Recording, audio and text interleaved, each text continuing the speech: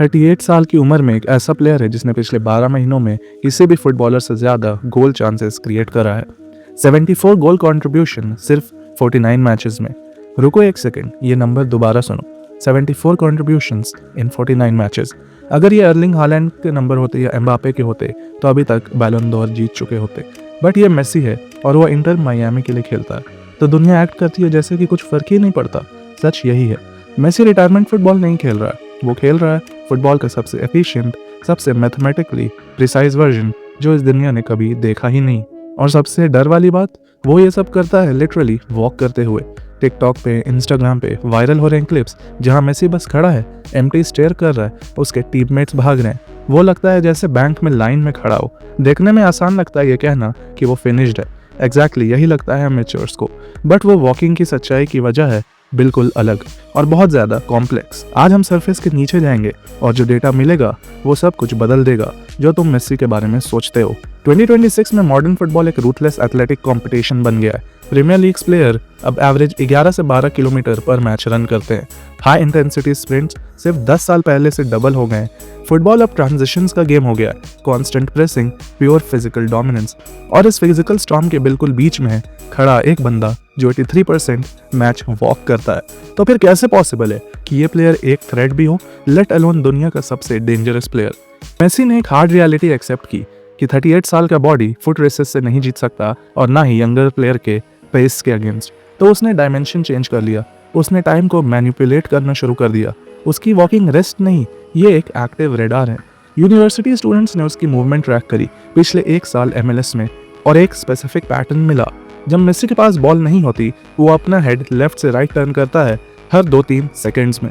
Football history में किसी भी मिडफील्डर से ज्यादा फ्रीक्वेंसी। वो ये मोमेंट्स में आखिर करता क्या है? टेराबाइट्स ऑफ इंफॉर्मेशन कलेक्ट कर रहा है। ऑपोजिशन का सेंटर बैक और फुल बैक कितनी दूर है उससे वो चेक कर रहा है। कौन थका हुआ है, कौन नर्वस है, पिच का एक पूरा 3D मैप बना रहा है अपने दिमाग में। इसके लिए उसकी वॉक एक्चुअली एक ट्रिक है, लाइक अ कैमोफ्लेज। और आज ये उसका सबसे बड़ा वेपन है। वो डेलिबरेटली खुद को डिफेंडर्स के ब्लाइंड स्पॉट्स में पोजीशन करता है और जिस मोमेंट को अपोनेंट उसे हाफ सेकेंड के लिए भी भूल जाते हैं, वो एट दैट मोमेंट स्ट्राइक करता है। बट बिग 2026 में मेसी अकेला नहीं है और ये वो की फैक्टर है जो लोग फॉरगेट कर देते हैं जब इंटर मायामी एनालाइज करते हैं। ये टीम रिटायरमेंट होम नहीं है फॉर बार्सिलोना स्टार्स, ये एक केयरफुली बिल्ट इकोसिस्टम है, एक ही पर्पस के लिए डिजाइन किया गया। मेसी को प्रोटेक्ट करो और उसके फुटबॉल IQ को मैक्सिमाइज करो।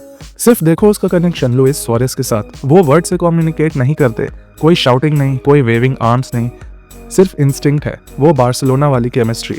सुआरेज सेंटर बैक्स को ड्रैग करता है दूर, डेकोय रन्स मारता है, खुद को सैक्रिफाइस करता है सिर्फ एक छोटा सा स्पेस ओपन करने के लिए 20 मीटर गोल के सामने। वो जोन जहां मेसी इनक्रेडिबली लीथल है। और जनवरी 2026 में आया पजल का final piece, that is Rodrigo De Paul. Paul is only there for one reason, वो आया है मेसी को गार्ड करने। मायामी में उसका रोल टैक्टिकल वेट रखता है, उसका मिशन वो हर गैप कवर करना जहां मेसी डिफेंस छोड़ देता है। वो लंग्स है जो लियो के पास अब नहीं है। डर्टी वर्क करता है शैडोज में ताकि मेसी शाइन कर सके। सोच लो, ये आज के हाई प्रेसिंग एरा में हर टीम 11 रनर्स के साथ खेलती है।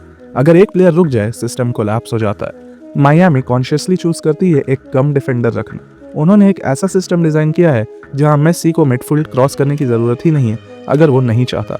ये लग्जरी किसी और प्लेयर्स को नहीं मिलती इस दुनिया में, और ये लग्जरी किसी और कोच को इमीडिएटली फायर करवा देगी। फिर ये सिस्टम वर्क इतनी बढ़िया तरीके से कैसे करता है? क्योंकि जब फाइनली उसके पास बॉल पहुंचती है, वो एक नॉर्मल पास नहीं होती, दैट इज लियोनेल मेसी, वो एक सेंटेंस होती है। मेसी की डिफेंस स्प्लिटिंग पासेस अभी भी दुनिया की टॉप 1% में है। स्पीड की वजह से नहीं, बट क्योंकि वो सिस्टम को चीट करता है। जब दूसरे प्लेयर्स पैनिक करते हैं और पहले ओपन टीममेट को पास करते हैं, मेसी वो इग्नोर करता है। वो बॉल नहीं भेजता उस प्लेयर को जो अभी फ्री है, वो बॉल भेजता है उस एम्प्टी स्पेस में जहां उसके टीममेट 3 सेकेंड्स में होगा। It's like predicting the future. वो डिफेंस के अगेंस्ट नहीं खेलता, वो टाइम के अगेंस्ट खेलता है। अगर तुम मेसी का फुटबॉल एंजॉय करना चाहते हो आज, पहले अपनी एक्सपेक्टेशन स्किल करनी होगी। 2012 वाले मेसी का घोस्ट मत ढूंढो। वो लड़का जो 5 प्लेयर्स को छोड़ के गोलकीपर को राउंड करके बॉल वॉक करके नेट में डालता था, वो वर्जन गया। लेकिन ये बुरी खबर नहीं है। स्पोर्ट हिस्ट्री के एथलीट्स को देखो, जब माइकल जॉर्डन लोग के ऊपर से फ्लाई नहीं कर सकता था, वो रिटायर नहीं हुआ। वायलेंट डंक्स की जगह आ गई एक अनस्टॉपेबल फेड अवे। वो स्लोअर हुआ लेकिन टेक्निकली मोर परफेक्ट, और इसी वजह से मोर डेडली। फुटबॉल में यही होता है एक बड़े एक्सेप्शन के साथ। पूरी फुटबॉल के हिस्ट्री में सिर्फ 2 लोग हैं जिनके एक से ज़्यादा प्राइम रही हैं, मेसी और रोनाल्डो।